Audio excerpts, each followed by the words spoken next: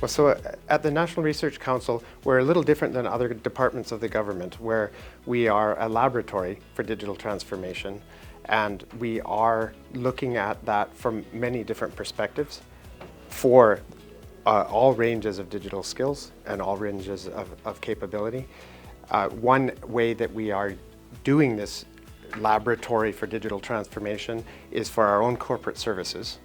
So we have corporate services like other government departments, and we are exploring the digital transformation for those services.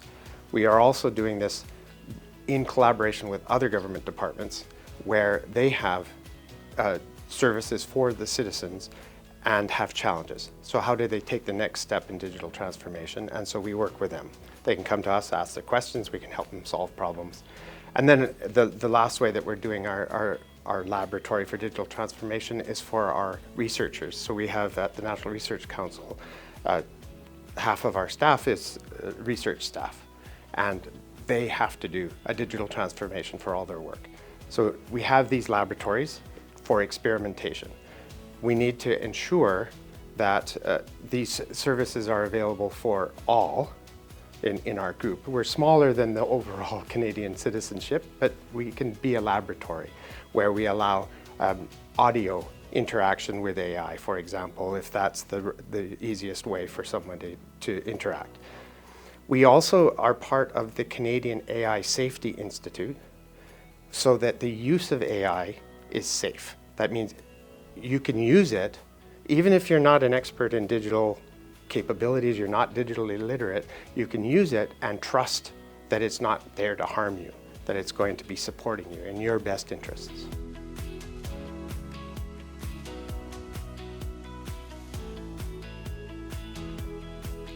So again, we're not looking at as wide a citizen population as you would find for other government departments, but in our case we have 4,000 users. We do collect feedback from everyone and use that to modify our services with these ideas of security and safety in mind.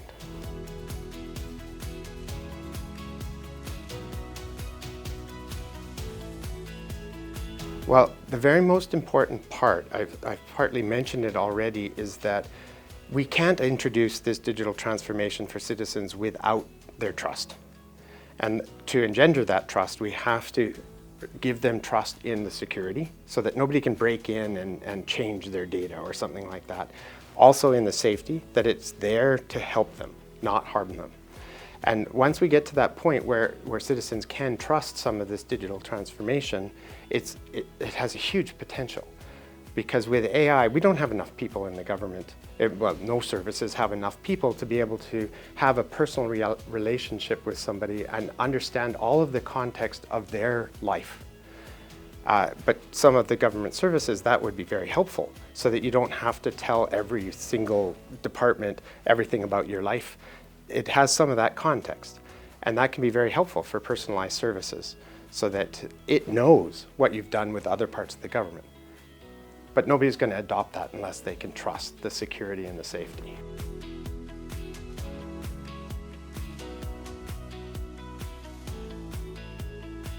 Well, so I just have the obvious answers. So one is digital ID, because what I was just talking about is personalized services. You have to know who is interacting with the services. So digital ID is going to be one of those important services. It's already there for CRA, for interacting about our taxes. You do have to identify yourself in order to get access to the system.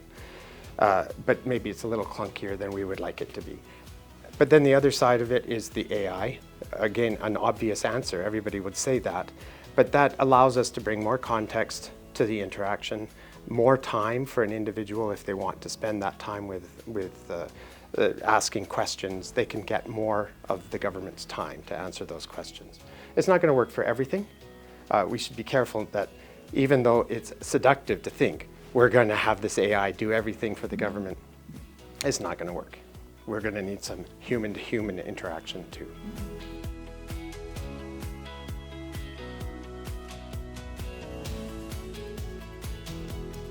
So I'll start by saying that Canada is doing well. It's looking at the data that can be collected, the services that can be provided on that data, and we have many, many good case studies.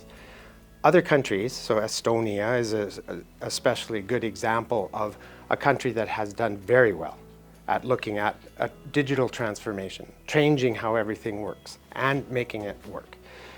There are also other countries and provinces or states and cities. Cities in particular have done the digital transformation well. So in Boston, they have urban mechanics. You can look that up. And they have gone through this process of figuring out what is the process to go through that gets you to digital transformation. Similarly for London, England, they're collecting a lot of data and using that for the city's benefit.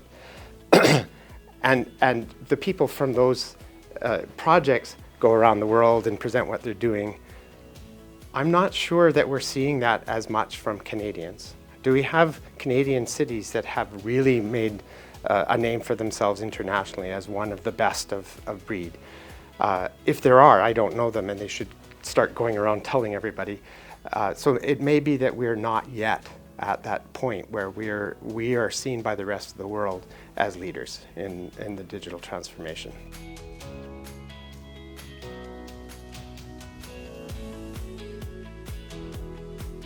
So I think that the best part is that it attracts the enthusiasts in this space or in related spaces. So we have enthusiasts in digital transformation, in AI, and in cybersecurity, and they're all starting to talk to each other. We might not be able to find those people if we didn't have an event like this. It attracts everyone, and then we have those conversations over lunch.